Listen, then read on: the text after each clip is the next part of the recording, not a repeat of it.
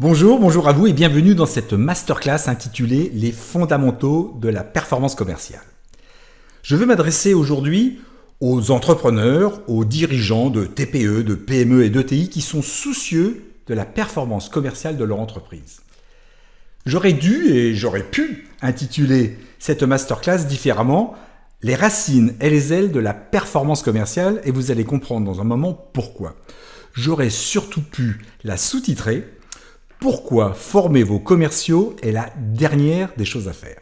Alors prenons justement cette hauteur sur l'entreprise en découvrant l'ensemble des départements qui la constituent, sachant que quand on parle de performance commerciale, on vient généralement me chercher et on vient m'interpeller pour régler les problèmes qui sont là au sein des ventes et de l'avant-vente. On veut plus de performance, on veut plus d'affaires, on veut les closer plus vite, on veut améliorer le taux de transformation, bref, c'est ici généralement que l'on commence à gratter les choses. Mon expérience prouve que parfois, évidemment, il y a des choses nécessaires à faire à ce niveau-là, mais elles sont nécessaires mais pas suffisantes. Parce qu'une bonne partie des problèmes peuvent venir d'ailleurs, peuvent venir de ce qu'on appelle le marketing opérationnel. C'est une grande boîte dans laquelle on met des choses comme aujourd'hui le marketing digital, les réseaux sociaux, l'inbound marketing, le content marketing. On y met aussi la communication, les salons, les séminaires, les webinaires. Bref, cette activité de marketing opérationnel ne génère tout simplement pas suffisamment de leads pour alimenter la force de vente. Et quand on creuse encore un peu les choses, on s'aperçoit que le marketing opérationnel n'est pas toujours le responsable parce que le marketing produit n'a pas, lui non plus, peut-être fait entièrement son travail. À savoir que le positionnement des produits, la connaissance de la compétition, la mise en perspective des avantages compétitifs, l'ensemble des données qui vont constituer derrière le sales kit, à savoir les fonctionnalités, les avantages, les bénéfices, n'ont pas été bien calés et de fait, n'ayant pas le matériel adéquat, le marketing opérationnel ne peut pas forcément faire son travail au mieux.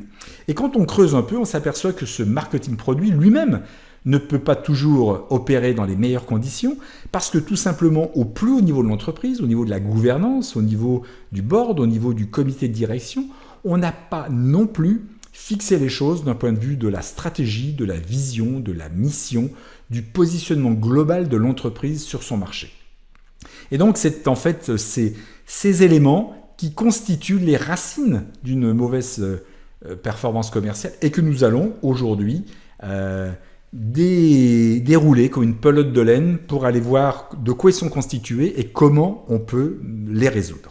Alors il y a deux corollaires à ça, importants. Le premier corollaire, c'est que même si tout ça est bien fixé, même si tout ça est parfaitement huilé et fonctionne idéalement, il y a une chose qui doit être aussi très efficace, c'est l'organisation et les modes de management. Et donc la performance d'équipe peut ruiner totalement un très bon marketing opérationnel, une très bonne équipe de vente, parce que si les bonnes pratiques de leadership et de management ne sont pas en place dans l'entreprise, eh bien tout peut s'écrouler. Deuxième corollaire important, ça concerne les systèmes d'information et les outils digitaux. C'est vrai qu'aujourd'hui, on est au 21e siècle. Si les outils ne sont pas là pour permettre la collaboration, l'échange de données, et notamment quand on parle de commercial, s'il n'y a pas un outil de CRM, on va en reparler, eh bien les choses ne se passent pas si bien que ça. C'était toute mon ambition aujourd'hui.